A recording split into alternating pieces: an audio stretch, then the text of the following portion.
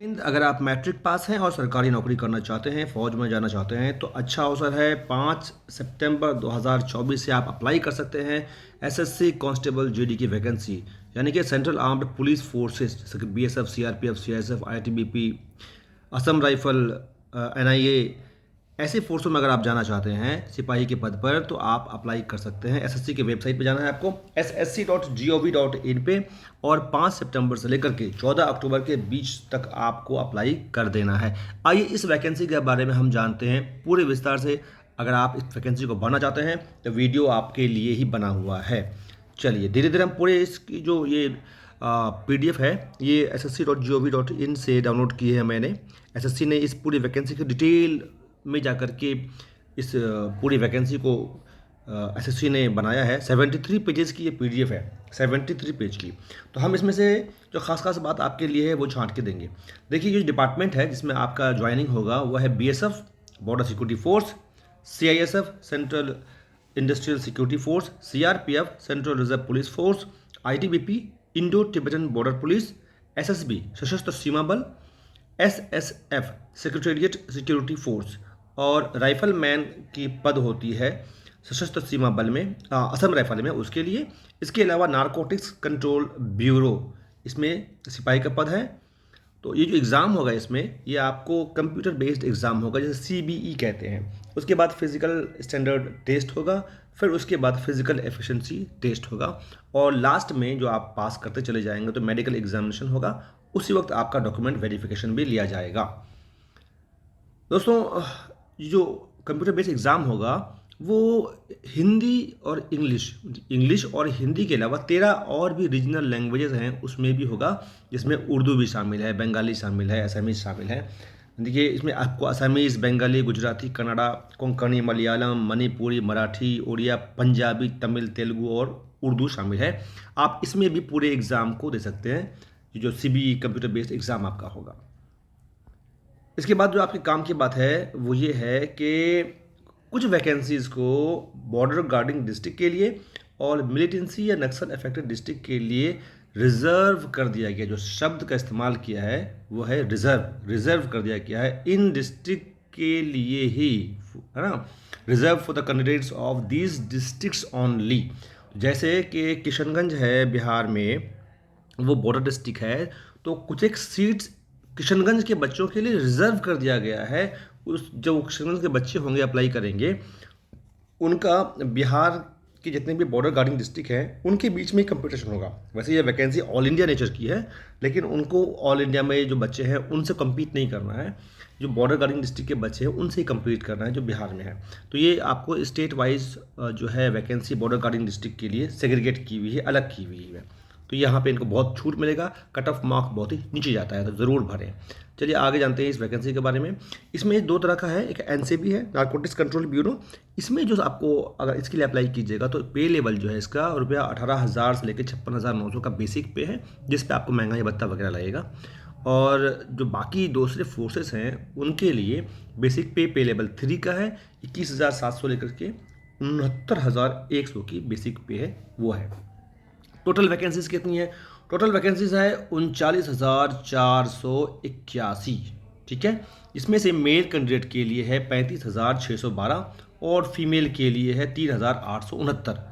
और इसमें force wise भी अलग अलग दिया हुआ है। सबसे ज़्यादा वैकेंसी जो है वो बीएसएफ की है, 13,300 अपना 15,654 पोस्ट जो है बीएसएफ की है, मेल फीमेल मिला करके। उसके बाद नंबर आता है सीएसएफ का, फिर सीआरपीएफ का, SSB, ITBP, Assam rifle, SSB और एनसीबी की सिर्फ 22 वैकेंसी है, 11 लड़कों के लिए और 11 लड़कियों के लिए। अगली बात, एज लिमिट कितनी होगी? देखिए, एज की जो काउंटिंग होगी वो 2025 के 1 जनवरी, है ना, 1/1/2025 से आपको अपना डेट ऑफ बर्थ को प्लस माइनस करना है। उस हिसाब से आपका जो एज है 18 साल से 23 साल के बीच होना चाहिए। तो कब होना चाहिए? 2 जनवरी 2002 से पहले का आपका डेट ऑफ बर्थ नहीं होना चाहिए, और 1 जनवरी 2000 से बाद का नहीं होना चाहिए। इन दोनों के बीच में आपका होना चाहिए। एससी को और एसटी को 5 साल की छूट मिलेगी एज में, ओबीसी को 3 साल की छूट मिलेगी। तो ये आप अवेल कर सकते हैं। आगे बढ़ते हैं और इस वैकेंसी को और डिग करते हैं। चलिए खास बात क्या है अगर कोई आदमी अपना ओबीसी वगैरह के लिए अप्लाई करता है कि मैं ओबीसी हूँ, तो उसे ये ध्यान रखना है कि वो क्रीमी लेयर के अंदर में नहीं आना चाहिए ना, नॉन क्रीमी लेयर का सर्टिफिकेट उसको प्रोड्यूस करना पड़ेगा ओबीसी के लिए जो क्लेम करने वाले हैं आप जाति के लिए। ईडब्ल्यूएस जो है वो ज़रूर इंश्योर करें ईडब्ल्यूएस के उनके पास इनकम और एसेट सर्टिफिकेट है ना, इनकम एंड एसेट सर्टिफिकेट इनके पास होना चाहिए फिनेंशियल ईयर 24-25 का, है ना, 24-25 का सर्टिफिकेट आपके पास होना चाहिए, इनकम एंड एसेट सर्टिफिकेट। चलिए, डोमिसाइल सर्टिफिकेट होना चाहिए आपके पास, हमेशा याद रखिए। उसके बिना आप किस स्टेट के हैं या किस डिस्ट्रिक्ट के हैं वो आपको प्रूव करने के लिए ज़रूर चाहिए। अभी सर्टिफिकेट के बारे में हम और बाद में डिटेल से बात करेंगे। चलिए, एजुकेशनल क्वालिफिकेशन 1 जनवरी 2025 से पहले पहले आपका मैट्रिकुलेशन यानी कि 10वीं पास का सर्टिफिकेट आपके पास होना चाहिए। इसके अलावा डॉक्यूमेंट वेरिफिकेशन जो होगा उसमें ज़रूरत है क्या कि इसमें दिया गया will be required to produce a relevant certificate, मतलब आपका मार्कशीट, प्रोविजनल सर्टिफिकेट जो भी है वो आपके पास आना चाहिए 1 जनवरी 2025 से पहले का। किसी ने एनसीसी कर रखा है तो सी सर्टिफिकेट वाले को 5% की छूट बोनस मार्क्स मिलेगा, और बी वाले को 3% का बोनस मिलेगा, और ए वाले को 2% का बोनस मिलेगा। कितना बोनस मिलेगा अभी आपको आगे बता ही देते हैं, किस किस सब्जेक्ट में कितने क्वेश्चन हैं, कितने नंबर्स हैं, तो टोटल मार्क्स कितना है, तो उसका परसेंटेज निकाल के हम पता कर देंगे। अच्छा, ये जो आपको जब आप अप्लाई कीजिएगा ऑनलाइन तो ही आपको एनसीसी के बारे में आपने फिलअप कर देना है, तभी आपको उसका बेनिफिट मिलेगा, और नंबर भी आपको दे दिया जाएगा आपके फॉर्म भरने के हिसाब से। जब डॉक्यूमेंट वेरिफिकेशन होगा तब आपको उस वक्त छांटा जाएगा कि आप उसके लिए एलिजिबल हैं या नहीं हैं। चलिए, कैसे अप्लाई करना है, ssc.gov.in के वेबसाइट पे आपको जाना है और वहाँ पे आपको रजिस्ट्रेशन करना है और आपने अप्लाई करना है। कुछ खास चीज़ें जो आपको ध्यान रखनी है वो याद रखिए कि अब जो है आपका, क्षमा कीजिएगा, तो मैं ये कह रहा था कि अब जो नया तरीका चल रहा है वो क्या है कि आप जब अप्लाई करेंगे ऑनलाइन उसी वक्त आपका फ़ोटो लिया जाएगा। फ़ोटो पहले से लेकर के आपको अपलोड नहीं करना। तो उसके लिए क्या है कि आपको कैमरे के आगे बैठिएगा, और या मोबाइल से अगर आप फॉर्म फिलअप कर रहे हैं तो मोबाइल से ही आपका उस वक्त फ़ोटो लिया जाएगा। ध्यान क्या रखना आपने फ़ोटो के टाइम में कि जहाँ पर भी आप ले रहे हैं वहाँ लाइट अच्छी हो, प्लेन बैकग्राउंड हो, कैमरा आपकी आँख के लेवल का होना चाहिए, आँख से ऊपर या नीचे कैमरा नहीं होना चाहिए, कोशिश कीजिएगा। और जब आप फ़ोटो खींचिएगा तो एक लाल रंग का रेक्टेंगुलर एरिया आएगा, उसके अंदर में आपका फेस आना चाहिए, ना बहुत नज़दीक रहिएगा ना ज़्यादा दूर रहिएगा। और सबसे ख़ास बात क्या है कि फ़ोटो लेने के टाइम में आपने कोई टोपी नहीं पहननी है, कोई मास्क नहीं पहनना है, अगर आप चश्मा लगाते हैं चश्मा नहीं पहनना है, और एयरफोन्स वगैरह नहीं लगा होना चाहिए, नहीं तो फिर आपका सारा किया कराया बेकार हो जाएगा। इस फ़ोटो के बारे में आपको फ़ोटो के मैं दिखा करके आपको बताऊंगा कि किस तरह का होना चाहिए वीडियो के लास्ट में। ये वीडियो बहुत इंपॉर्टेंट है, ये मत सोचिएगा कि बस इतनी से आपका काम चल जाएगा, पूरा वीडियो आपको देखना है लास्ट तक, क्योंकि इसमें आपको पूरी जानकारी कूट कूट के हमने डाली है। चलिए आगे बढ़ते हैं। जो आपका सिग्नेचर होगा उसके लिए याद रखिए आपको सिग्नेचर आपका जेपीईजी या जेपीजी फॉर्मेट में होना चाहिए, नहीं तो आपका अपलोडिंग में दिक्कत आएगा। कम से कम 10 किलोबाइट और मैक्सिमम 20 किलोबाइट की साइज़ उसकी होनी चाहिए। उसकी जो चौड़ाई है जो आपका सिग्नेचर का वो 6 सेंटीमीटर चौड़ा होना चाहिए, और 2 सेंटीमीटर की हाइट 2/6 जो हो गया इसके बीच में आपका होना चाहिए, और उसकी रेजोल्यूशन भी 300 dpi डिप्रेशन पर इंच होना चाहिए। इसके बारे में भी मैं लास्ट में आपको विथ फोटो दिखा दूंगा कि सिग्नेचर को कैसे आपने करना है। और सिग्नेचर आपका हॉरिजॉन्टल होना चाहिए, सीधा होना चाहिए, तिरछा नहीं होना चाहिए, वो याद रखिएगा। चलिए आगे चलते हैं। एप्लीकेशन की फ़ी 100 रुपये है, लेकिन SC ST और वुमेन कैंडिडेट के लिए ये माफ़ कर दी गई है। अगली बात, ऑनलाइन एप्लीकेशन कब से कर सकते हैं। ऑनलाइन एप्लीकेशन आप 5 नवंबर से स्टार्ट कर सकते हैं, ठीक है। क्षमा कीजिएगा, ये जो आप फॉर्म भरेंगे और फॉर्म भरने में कोई गलती हो जाती है तो उसमें जो करेक्शन करना है उसके लिए जो विंडो खुलेगा वो है 5 नवंबर को, और ये 7 नवंबर को बंद हो जाएगा। यानी कि 2 दिन के बीच में आपको कोई करेक्शन है तो करनी है, 5 नवंबर से 7 नवंबर के बीच में। तो कोई गलती अगर हो जाए, आपने गलती से अपना नाम गलत डाल दिया, कुछ और कर दिया हो, डेट ऑफ बर्थ गलत डाल दिया हो, तो घबराना नहीं है आपको, आपने वेट करना है, 5 नवंबर का आपको मौका मिलेगा। और इसके बारे में बता दूँ मैं, आगे भी वैसे आएगा वीडियो में, लेकिन बता दूँ मैं आपको कि पहली बार आप जब करेक्शन कीजिएगा तो आपसे फ़ाइन लिया जाएगा 200 रुपये। और अगर आपने एक बार करेक्शन कर लिया, मान लीजिए 5 तारीख को आपने करेक्शन कर लिया, फिर आपको याद आया ये तो ये और रह गया, फिर आपने 6 तारीख को दोबारा करेक्शन करने के लिए साइट खोला, तो आपको फिर टोटल 500 रुपये का चूना लग जाएगा, ठीक है, एसएससी आपसे दंड लेगी। ओके, ये देखिए वही यहाँ पे आपको आ गया ना, पहले 200 रुपये का आपको लगेगा, और सेकंड टाइम करने वाले को 500 रुपये का फाइन देना पड़ेगा, correction charge. Centre of examination Bihar के लिए जो है, जो सेंटर ऑफ एग्जामिनेशन है भागलपुर, दरभंगा, मुजफ्फरपुर, पटना और पूर्णिया है। इसमें से आपको 3 आपसे मांगा जाएगा ऑप्शंस, वो आपने 3 इसमें डाल देना है। चलिए आगे बढ़ते हैं जी। हाँ, यही बात है, आपको ये ऑप्शंस फॉर 3 सेंटर्स, ठीक है, इन ऑर्डर पे 3 सेंटर आपने सेलेक्ट करना है, जो मैंने आपको पहले ही बता दिया। चलिए, कंप्यूटर बेस्ड एग्जामिनेशन कैसा होगा, क्या होगा। इसमें जो आपको ऑब्जेक्टिव टाइप पेपर आएगा, जिसमें 80 क्वेश्चन होंगे, हर क्वेश्चन के लिए 2 मार्क्स होगा, तो हो गया आपको 160 नंबर। तो एनसीसी वाले जो 5% थे, तो 160 का 5 निकाल दिए, 16 पंचे, और 3% वाले के 20 सर्टिफिकेट वाले के लिए 3%, 16 × 48, और आपका जो ए सर्टिफिकेट वाले हैं उनके लिए 2%। तो इस तरह से आपको वहाँ पे मिल जाएगा। तो आपको जो सब्जेक्ट्स है ABCD, देखिए यहाँ पे आपको दिख रहा होगा सामने में, जनरल इंटेलिजेंस एंड रीजनिंग के लिए 20 क्वेश्चन होंगे और 40 मार्क्स। ऐसे जीके और जनरल अवेयरनेस के लिए 20 क्वेश्चन हैं, मैथ के लिए 20 क्वेश्चन है, और इंग्लिश या हिंदी दोनों में से आप कोई एक ले सकते हैं। अगर आपकी इंग्लिश ठीक नहीं है तो आप हिंदी सेलेक्ट कीजिए, आपको इंग्लिश पढ़ने की कोई ज़रूरत नहीं है, और अगर आपका इंग्लिश ठीक है तो आप इंग्लिश चूज़ कर सकते हैं। इसमें आपको टोटल हो गए 80 क्वेश्चन, और गुना 2 160 नंबर मिल जाएगा आपको, और 60 मिनट के अंदर में आपको इसे सारा का सारा हल कर देना है। 80 क्वेश्चन के लिए आपको 60 मिनट दिए जा रहे हैं। आगे बढ़िए।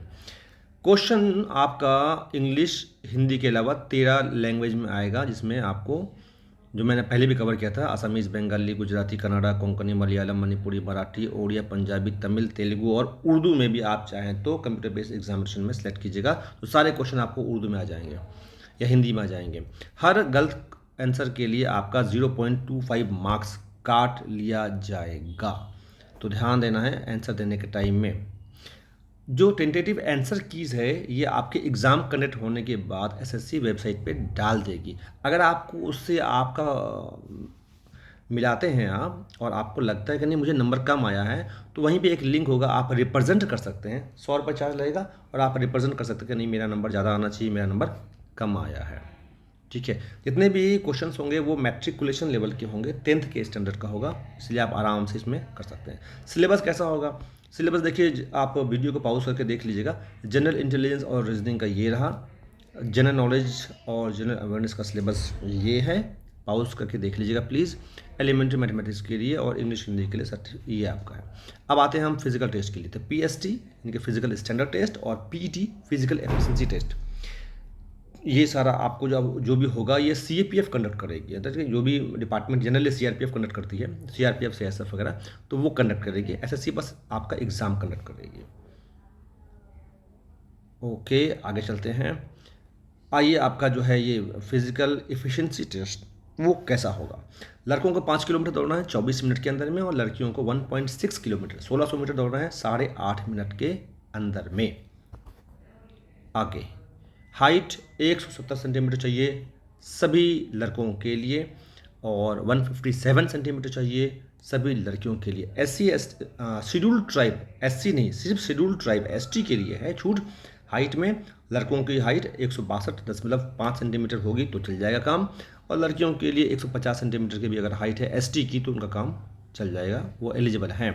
सीना 80 सेंटीमीटर आपका नॉर्मल होना चाहिए, और 5 सेंटीमीटर फूलना चाहिए। अगर नहीं होता है तो जिम ज्वाइन कीजिए, वेट लिफ्टिंग कीजिए, और अपने सीने को बनाइए। सीना फूलना भी ज़रूरी है 5 सेंटीमीटर, वो ध्यान दीजिएगा। प्रॉपर टेक्निक आपकी सांस के फुलाने की होनी चाहिए, उसकी प्रैक्टिस करनी पड़ेगी अगर नहीं फूलता है आपका तो। शेड्यूल ट्राइब वालों के लिए छूट है, 76 सेंटीमीटर बिना फुलाए हुए सीना होना चाहिए, और 5 सेंटीमीटर फुलाने के बाद होना चाहिए 81 तक। आइए आगे बढ़ते हैं। ओके, हाँ, फिजिकल स्टैंडर्ड के लिए आप जब जाइएगा, हाइट चेस्ट वगैरह नापिएगा, और रनिंग वनिंग होगी आपकी, तो आपने कोई अगर आपको शक है कि नहीं मेरी हाइट कम नापी गई, या मेरा वेट ज़्यादा नाप गया, या मशीन ख़राब है, तो आपको उसी दिन वहीं पे अपील करना है। जो वहाँ पे एक अफसर होंगे, उसको बोलेंगे प्रिजाइडिंग अफसर, उनको आपने बताना है कि मैंने अपील करना है, और फिर वो आपको जो वहाँ पे अपील अथॉरिटी होगी उन तक वो बात पहुँचाएंगे, और उसी दिन आपका निपटारा हो जाएगा केस का। पेंडिंग नहीं छोड़ना, शर्माना नहीं है, आपने अपना प्रोजेक्ट करना है कि यहाँ पे हाइट गलत ना पी जा रही है, मशीन ठीक नहीं है या कुछ और है हाइट वेट के बारे में। चलिए, मेडिकल एग्जामिनेशन जब आपका होगा तभी आपका डॉक्यूमेंट वेरिफिकेशन होगा। उस समय आपके पास मैट्रिक का सर्टिफिकेट होना चाहिए जिससे आपका एज और नाम और एजुकेशनल क्वालिफिकेशन का प्रूफ होगा। डोमिसाइल सर्टिफिकेट चाहिए ताकि आप कहाँ डिस्ट्रिक्ट के हैं, किस स्टेट के हैं, वो आपका पता लगे। और अगर आप एनसीसी का क्लेम करते हैं तो आपका एनसीसी का सर्टिफिकेट होना ज़रूरी है, अनिवार्य है। आगे आगे चलिए, काम की बातें हमारे लिए और इसमें क्या है। हाँ, जब आप एग्ज़ाम के लिए जाइएगा तो आपका एडमिशन सर्टिफिकेट जो है या एडमिट कार्ड बोलिए, उसके अलावा आपके साथ 2 पासपोर्ट साइज फ़ोटो होना चाहिए और एक आईडी प्रूफ होना चाहिए जिसमें आपका डेट ऑफ बर्थ लिखा हुआ हो। अब आईडी प्रूफ में क्या होगा, तो आपका आधार कार्ड हो सकता है, उसका प्रिंट आउट ले आइएगा या आधार कार्ड लेके जाइए। वोटर आईडी कार्ड या ड्राइविंग लाइसेंस, पैन कार्ड या यूनिवर्सिटी या कॉलेज से अगर इशू किया हुआ आईडी कार्ड है तो वो भी चलेगा, या पासपोर्ट है तो वो भी चलेगा आपका। मोड ऑफ सिलेक्शन, अनरिजर्व बच्चों को कम से कम 30% नंबर लाने ही पड़ेंगे पास करने के लिए, लेकिन उससे कोई फ़र्क नहीं पड़ता, आपको एक्चुअली तो मेरिट लिस्ट में आना है। मिनिमम 30% चाहिए आपको पास होने के लिए। ओबीसी ईडब्ल्यूएस के लिए 25% और एससी एसटी के लिए 20%। एनसीसी वालों को 5% की छूट मिलेगी, सी सर्टिफिकेट वालों को और बी वालों को मिलेगी 3% की छूट, ए वालों को मिलेगी 2% की छूट। ये मैंने आपको पहले भी थोड़ा सा बता दिया है।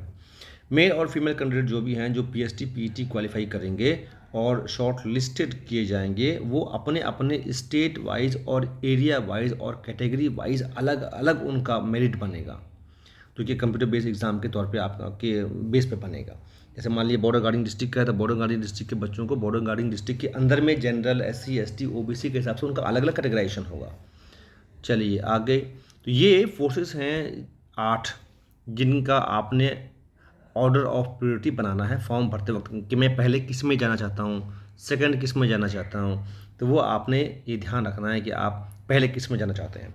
तो मैं आपको हमेशा रिकमेंड करूँगा, चूँकि मैंने बीएसएफ में सेवा दी है, तो आप हमेशा पहला चॉइस अगर देना चाहें तो सीएसएफ में दे सकते हैं, क्योंकि ये क्या है कि एयरपोर्ट में ड्यूटी होती है तो आपकी लाइफ ईजी रहेगी। हमेशा मेट्रो सिटी में रहिएगा। आगे बढ़ते हैं, आगे आगे आगे आगे थोड़ा आगे। जी हाँ, जो कैंडिडेट बिलोंग करते हैं बॉर्डर एरिया से, उन जब वो वैकेंसी भरेंगे और एग्ज़ाम देंगे तो उनका जो नंबर आएगा, पहले उनको बॉर्डर गार्डिंग एरिया की वैकेंसी के हिसाब से लिया जाएगा। अगर उनका नंबर वहाँ पे नहीं पूरा होता है तो फिर जनरल कैंडिडेट के लिए जो कट ऑफ बनेगा वहाँ पे उनको रखा जाएगा। मान लिया वहाँ की सीट, मान लीजिए कि 900 सीट रखी गई है बॉर्डर गार्डिंग डिस्ट्रिक्ट के लिए और 900 बच्चे आपसे ज़्यादा नंबर लेके आ गए, तो अब आपको जनरल कैटेगरी में डाल दिया जाएगा। ओके, आगे चलिए, आगे चलिए, क्या है ख़ास आपके लिए इस पूरी वैकेंसी में। कुछ एक और ख़ास बात बची हुई है, बने रहिए, क्योंकि फिर बाद में अफसोस नहीं होना चाहिए कि मैंने देखा नहीं है। तो ये कुछ गाइडलाइंस हैं एसएससी की तरफ से, वो है, लेकिन हम जिस चीज़ की तलाश कर रहे हैं वो आपके लिए बहुत इम्पोर्टेंट है, वहीं टिके रहिए। मैंने अंडरलाइन कर रखा है आपको बताने के लिए, ख़ास बात है। ये 2-4 मिनट जो आप दे रहे हैं ये आपके लिए बहुत फ़ायदेमंद है, क्योंकि वैकेंसी के बारे में डिटेल से जानना बहुत ज़रूरी है। बाद में कन्फ्यूज़न रहता है, कोई बताने वाला नहीं मिलता। तो ये पूरी वैकेंसी 73 पेजेस की मैंने पढ़ी है और वहाँ से छाटा। ये देखिए, ये है आपका सिग्नेचर के लिए क्या है, आपको इस तरह से 6x2 का एक पेन से, मतलब कि कागज़ कटिंग कर लीजिए 6 सेंटीमीटर बाय 2 सेंटीमीटर का, 6 सेंटीमीटर चौड़ा होगा, 2 सेंटीमीटर ऊंचा होगा। इसके अंदर आपने साइन करना है इस तरह से, इस बॉक्स का 80% कवर हो जाए। याद रखिएगा 80% कवर हो जाए। कुछ एक उसके एग्जाम्पल हम आपको दिखाएंगे। देखिए, ये है सही तरीका सिग्नेचर करने का, पूरा बॉक्स को कवर कर लिया। अब रिजेक्ट कैसे होगा, इस बॉक्स में किनारे में आपने साइन कर दिया, वर्टिकली कर दिया। अब यहाँ देखिए छोटे से कोने में कर दिया, या आपने इसको घुमा करके हॉरिजॉन्टल नहीं करके आपने कागज़ को वर्टिकल कर दिया और हॉरिजॉन्टल में साइन कर दिया, जो इस तरह का है, तो ये भी आपका ख़त्म हो जाएगा। या छोटे मोटे आपने साइन कर दिया तो काम चलेगा नहीं। तो आपने ध्यान रखना है कि साइन आपका पूरा 80% कवर होना चाहिए। ठीक है, चलिए आगे चलते हैं। फ़ोटोग्राफ के बारे में, फ़ोटोग्राफ में मैंने पहले ही बताया था, आप अगर रिजेक्ट हो जाएंगे इस बेस पे, अगर आपका प्लेन बैकग्राउंड नहीं हुआ, या आपने टोपी पहन रखी थी, या आपने शर्ट नहीं पहना था, सिर्फ बनियान में फ़ोटो खिंचवा लिया, या लाइट ढंग की नहीं थी, आपका फेस नहीं आ रहा, या फ़ोटो तो खिंचा लेकिन फ़ोटो ब्लर्ड हो गया, तो भी आप छट जाएंगे। तो फ़ोटो कैसा होना चाहिए आपका, देखिए इस तरह से होना चाहिए, साफ़ सुथरा फ़ोटो, पीछे वाइट बैकग्राउंड हो, नॉर्मल बैकग्राउंड हो, शर्ट पहना हुआ आपने हो। अगर आपने नीचे से फ़ोटो ले लिया तो आप रिजेक्ट हो जाएंगे, साइड से आया तो भी होगा, यहाँ लाइट ठीक नहीं तो रिजेक्ट हो जाएगा, चश्मा लगा रखा है तो हो जाएगा, सेल्फी टाइप का साइड से लिया तो रिजेक्ट हो जाएगा आपका। ठीक है, तो ये आपने महत्वपूर्ण बात है, ध्यान देना है। नोटिफिकेशन में ही सारे सर्टिफिकेट्स दिए हुए हैं।